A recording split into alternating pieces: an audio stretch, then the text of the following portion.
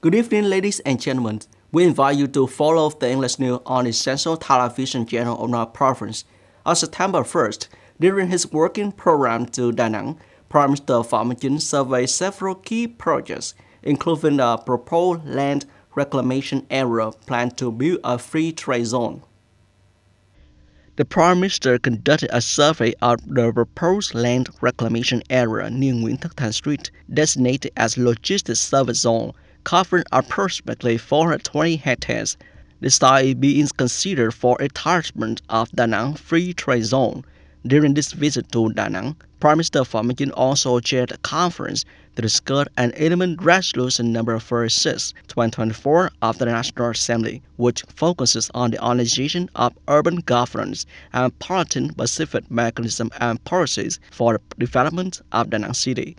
At the conference, Prime Minister Phạm Minh Chính assigned the Ministry of Planning and Investment to take the lead, coordinating with other ministry agencies and the Nang People's Committee to research, develop, and submit a proposal for Prime Minister to issue a decision on the establishment and operation regulation of Da Nang Free Trade Zone. During the survey of the pro-land reclamation area, Prime Minister Phạm Minh Chính agreed on principle on the need for land reclamation to create new land reserve and expand development space. However, he emphasized the importance of thoroughly researching and calculating issues related to filling materials. The land area after reclamation must serve its intended function according to the criteria for a free trade zone, with the most favorable location reserved for business and production activities. With 33 industrial parks established with a total area of more than 10,500 hectares, Đồng Nai is a locality with the most industrial parks in the country. Reality is setting an urgent need to renew the growth model. To meet the development demands of new phase, Đồng Nai has decided to transform its development model, including converting industrial parks into eco-industrial zones that are environmentally friendly. Đồng Nai's development orientation will shift from extensive to intensive growth, focusing on promoting the application of scientific and technological advancements and fostering innovation, all while ensuring environmental protection. Regarding investment attraction, Đồng Nai prioritizes inviting industry involving high technology, core technology, artificial intelligence, semiconductor chips, and more to enhance the production value and competitiveness of its industrial parks, alongside creating mechanisms and policy for businesses to invest in upgrading technical infrastructure and technology in existing industrial parks and building new standardized ones. Đồng Nai is mobilizing $2 billion for investing in upgrading the technical infrastructure outside the boundaries of industrial parks. The province is also focusing on promoting its potential and advantage to attract strategic large-scale investors to come and collaborate in building, shaping, and developing the area.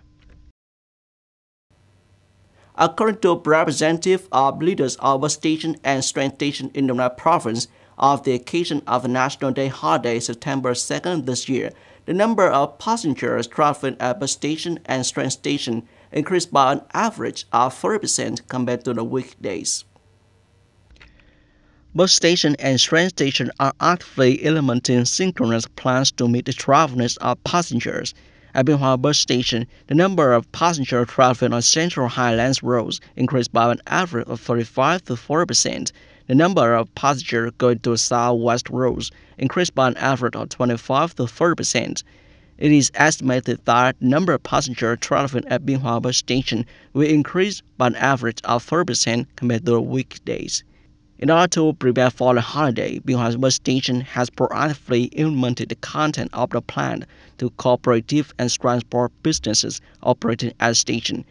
In particular, it is suggested that garages pay attention to maintenance to improve the quality of vehicles, take the initiative in contingency plans by increasing vehicles on roads to serve the people during the holidays, to ensure safety, avoid a sudden increase in the number of passengers, and cause congestion at a bus station. Ukraine said it had provided a list of targets deep in the Russian territory for the United States to consider and lift restrictions on the use of long-range offensive weapons. Ukrainian Prime Minister Rustem Umerov and head of Presidential Office of Ukraine, Andrei Yermak, traveled to Washington for talks with the United States. Ukraine wants to lift restrictions on the use of anti missiles. Earlier, Politico cited multiple sources who reported on Kyiv plan to provide Washington with a list of targets for attacks in Russia. The newspaper noted that this is Ukraine's last attempt to persuade the United States to lift restrictions on the use of the long-range weapons. The U.S. government believes that granting Kyiv request would not have a significant strategic impact on the conflict's course, as Russia has moved its more critical targets, including air bases, out of reach. However, Kyiv has identified several targets it believed could be destroyed using U.S. missiles. On September 1st, Israeli Prime Minister Benjamin Netanyahu declared that there would be no peace agreement for the Gaza Strip after the bodies of 6 hostages were found, alongside with the deaths of 3 Israeli security personnel in the West Bank. Reacting to the discovery of 6 hostages' bodies by Israeli military in a tunnel in Gaza, Prime Minister Netanyahu stated, "Those who murder hostages have no intention of reaching a ceasefire in Gaza. We will pursue them, capture them, and resolve the matter." He also accused the Hamas movement of carrying out the attack near the city of Hebron in the West Bank, which resulted in the deaths of 3 Israeli security personnel. 3 Israeli officers, 2 men and 1 woman, were killed on September 1st in a shooting attack in the West Bank. Dear viewers, you have just watched the English news on the Central Television channel of my province. Goodbye and see you again.